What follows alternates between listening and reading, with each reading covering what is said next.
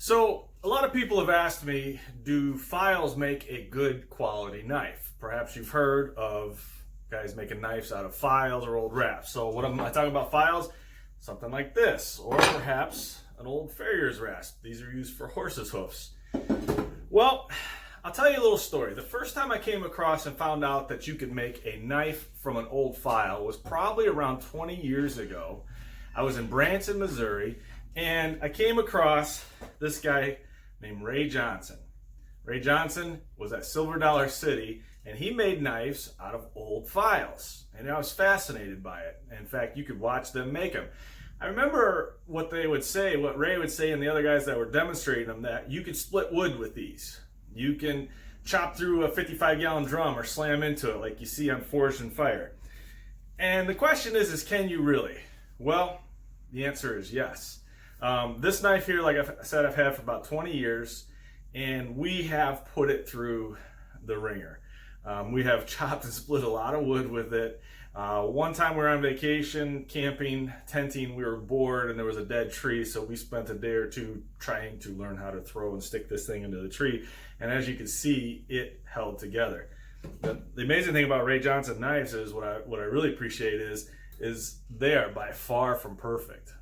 I know a lot of you guys get worried about making your knives perfect, and that's great if you can, you got the time, but you look at Ray's knives, and you know what I call them? I call them usable. These are knives you're not afraid to use and hurt. In fact, if I was to accidentally take a chip out of this blade, I wouldn't be afraid to go take it to my grinder and get the blade fixed. If you broke the tip off, no worries. Take it to the grinder, take care of it. So I've made a lot of file knives over the years, and how tough are they? I got a video that I'm going to show you.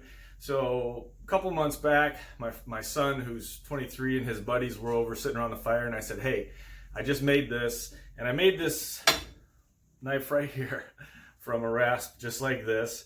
Now this one isn't finished. I haven't finished the blade, haven't cleaned it up, sharpened it, nothing like that. It's just almost finished. And I threw it out to him and I said, hey, split some wood while you're sitting around the fire. See what you could do with it. They were trying to throw it into a dead log, and it's a big, heavy blade. So here's the video of how tough these file knives are. I think you're gonna enjoy it. Take a look.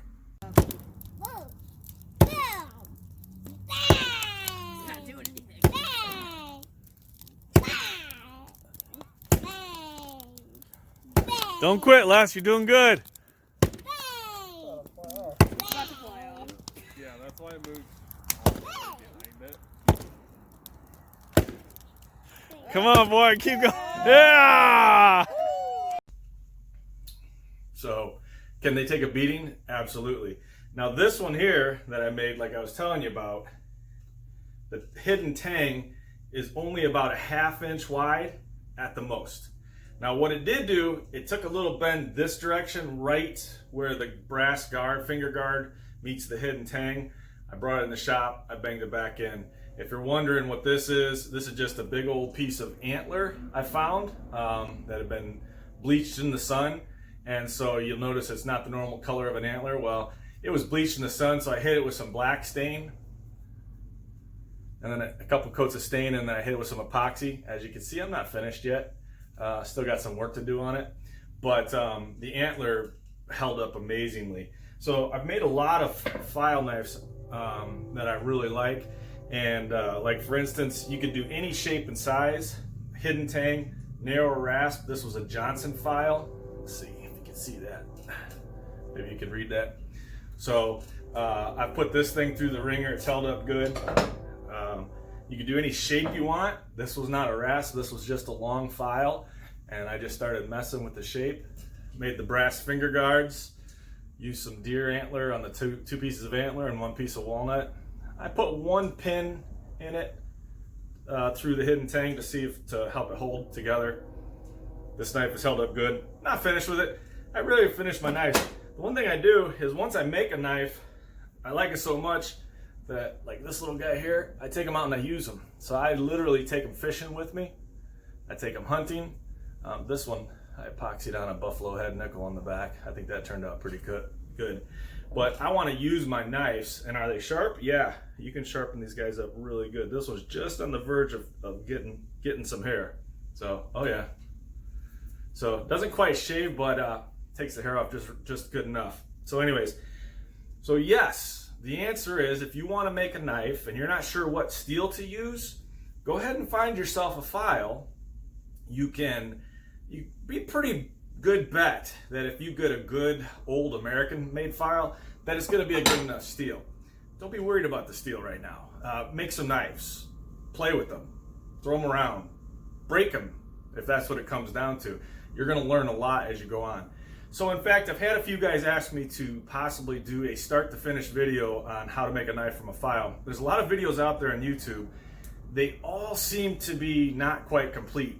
I mean, there's good ones, don't get me wrong, but so we're contemplating doing a pretty extensive video start to finish. So, but anyways, share your file knives that you've made with everyone else, maybe on this video. Let people know what kind of, maybe in the comments down below what kind of success you have had with your file knives. Have fun with it and don't be over concerned about it. What I learned there from Ray is people will love your knives even when, they're far from perfect. So go ahead, and they make great gifts, and then if you get good enough, maybe you can sell them and make a little bit of money. But anyways, so hope you enjoyed that video to see how tough these are. Again, that one was a 1/2 inch hidden tang. It held up amazingly, and this overall blade length, I believe, is just around 18 inches. The whole knife is around 22 inches. So just a nice little camping knife. So anyways, hope you enjoyed it. Maybe we'll see you at the next video. All right, hold it. Wait a minute. I know what some of you are about to do. Some of you are about to stop watching this video, and you're gonna go right down there and you're gonna post your comments. And your comments, we already know what they're gonna say. We already know what they're about. That young man did not have PPE on. He didn't have safety glasses. He had no gloves. He wasn't wearing fire-resistant bib overalls. He didn't have steel-toed boots. Where was his welding mask? He didn't have his Kevlar bulletproof vest on. If that blade would have broke, that young man would have been hurt. Yeah, you don't need to comment that. It's okay. We all know that. So if you're gonna test your knife at home, make sure you have all the proper PPE so that in case the blade does shatter, you'll be somewhat protected. And if you're not going to wear PPE when you test your blades, make sure the camera's running because we all want to see it if it does go bad. All right. Thanks a lot, folks. Look forward to seeing from your comments, unless they're those comments about PPE and safety and stuff like that. Keep them yourself because we all know what we're supposed to be doing. We just don't know how. All right. Later. Peace.